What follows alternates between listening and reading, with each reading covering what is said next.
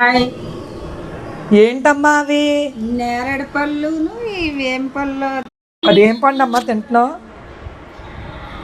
పండు ఏటో తెలియకుండా తినేస్తున్నా. పండు చూపించు. తొక్క తీసుకుంటే అలా ఉంటుంది. తిను, అది ఎలా ఉంటుంది చూద్దాం. పుల్లగా ఉంది, చింతకాయలుగా.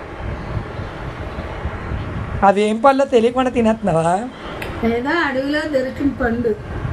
అడవిలో జామున్ చెయ్యే కిసికో, జామున్ చెయ్యే.